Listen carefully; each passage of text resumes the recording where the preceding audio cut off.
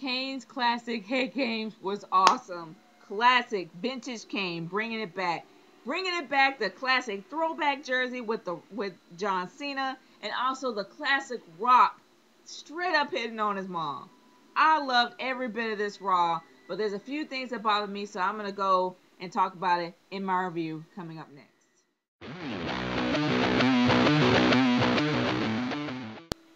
Okay. Okay, for real. For real. The introduction was awesome. The ending was awesome.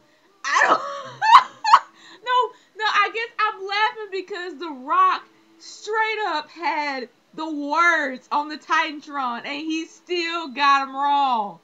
Dude, for real? I'm sorry, that was hilarious. I'm sorry, that was hilarious. That was, how can you get your own words wrong? You made up this song yourself. You have the words on the Titantron, and you still get them wrong. Come on, man. You The Rock. What's up? What's up, player? And I'm not gonna lie, in the beginning of the whole thing, John Cena took it back. He took it back old school, player. Like, I am not gonna lie, that was, I don't even mark out, and that was my mark out moment. I'm not even a true. I mean, I like Cena. Cena ain't bad, but it's the fact that he brought it back, man. He brought back the chain. He brought back the throwback. He brought back everything, and he straight up brought back his rap. And I ain't gonna lie, his rap was awesome. This was probably the best rock concert, John Cena rap off, whatever I have ever seen. I thought it was gonna be corny and lame. Man, I was wrong. But moving on from that little epic moment of mine, I have to go and talk about the other matches. Now, for real, the whole Sheamus versus Dolph Ziggler didn't make any sense to me. Because I think my guess is that I think that Dolph Ziggler is going to probably be a part of Team Laurinaitis maybe later on. But the sheer fact that he had this match with Sheamus didn't really make any sense. But I guess the one that didn't make any sense to me is like Daniel Bryan was up in the rafters. He was up in the skybox with AJ, and it was kind of different how Wade Barrett was like looking down on Randy Orton like a hawk to its prey. But it didn't really seem much with Daniel Bryan. Like, it really didn't seem much of a feud. It was so much about him yelling at AJ, and it really wasn't about Sheamus. It's like they're supposed to be building up a feud, but the feud is kind of like stale. It's kind of like at a stagnant level. It hasn't changed. It hasn't went in any direction. It's just there, and it's, I don't know. It kind of bothers me because this is the road to WrestleMania. You have 2 more weeks. 2 more weeks to WrestleMania, and they really haven't done a lot of good build up. And that's the one thing that bothered me about this whole thing. The whole, and I guess one backstage scene that really got on my nerves was Eve. Okay, yeah, Eve is now a dominant heel.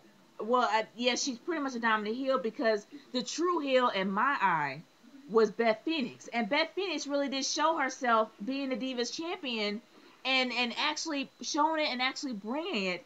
But then all in all, she started like complaining and whining, and we haven't seen her in how long? And now she comes out talking about, oh, I don't believe this. It should have been me. It should have been me out there. Should have been. What is this? Beth Phoenix has always been dominant. She's always been the one that's like actually up front to make the other girls look bad. What's the deal with this? And then Eve all of a sudden looks like she's on top of everybody, even Kelly Kelly. When did this happen? Who did she sleep with to actually get herself in the forefront? No offense to her, but for real? Come on, dude. It just didn't make any sense to me. And the whole Zack Ryder thing, it's just, I know it's trying to make Zack Ryder seem relevant. We already know that she's practically using him. She already came out and said it. But for real, I mean, it didn't really make any sense to me. And not only that is like, okay, the CM Punk match versus The Miz. That was always going to be a good match because of the fact that The Miz and CM Punk always pushes people to bring up their game. And you can see that with The Miz. But the one thing that really bothers me about that is like The Miz is not really going to get his chance to actually shine at WrestleMania. Not at all. He ended up losing that match and he's got completely done. Except for the fact it's going to be on Psych, which I'm looking forward to see because it's my favorite show. But all in all, it was really, really sad. Not only that, it's the sheer fact that just the personal issues. I hate personal issues in my storylines because that's something that you should literally keep to yourself. It should remain personal. It should not be a part of storyline. And the fact that they bring up CM Punk's past, I don't know whether that's true or if it's false. Just the fact that you bring up about something about someone's life always bothers me. And at that point, it just got really uncomfortable. I mean, it's just something I just didn't really want to see. But all in all, it actually does bring something to the storyline and actually make it a lot more personal. Well, of course, make it a lot more. You become a lot more invested in it emotionally going into WrestleMania, especially with CM Punk. And I think that's what the whole purpose is. I don't think that Chris Jericho is going to win. They're actually building up CM Punk to actually put CM Punk over. And it seems to me that that's probably what it's going to be because the fact they bring in something that personal. I mean, you have to fall in love with the guy. You have to like really want this guy to win, and I think that's what their purpose was. No matter how uncomfortable it is, I think that's what they're gonna do, and I think that Chris Jericho is not gonna win at WrestleMania. But moving on from there, my goodness, wow, the whole John Laurinaitis thing. I really want to talk about the end, but the whole John Laurinaitis thing. They actually talk about there's going to be a 12-man. I think a 12-man match with Team Laurinaitis and Team Long, and whoever wins is going to actually be GM of both shows. This is something that everybody predicted. I think that we already know the other two. We already know the main person who's going to be a part of John Laurinaitis' team is Mark Henry. Now, I really don't know exactly what they're going to be doing with him because I thought Mark Henry was supposed to be leaving. His contract was supposed to be up. I don't know what happened, but all in all, they really are building up Mark Henry because my guess is that if he is leaving, 9 times out of 10, he is not going to be coming back after WrestleMania. I mean, that's something that I'm guessing right there. And they're actually giving him a good run and giving him a good send-off. Maybe that's what it is. I mean, you pretty much deserve that after all the years you put into that company, if that does happen. But all in all, he is going to be a part of Team Laurinaitis' team, which means that, oh gosh, John Laurinaitis may win. I don't want to see him on my screen for 2 days. Monday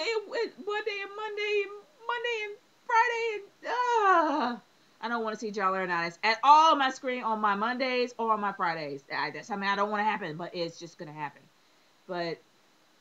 And the one thing that I actually was confused about and wondering if it was a true commercial was David Otunga.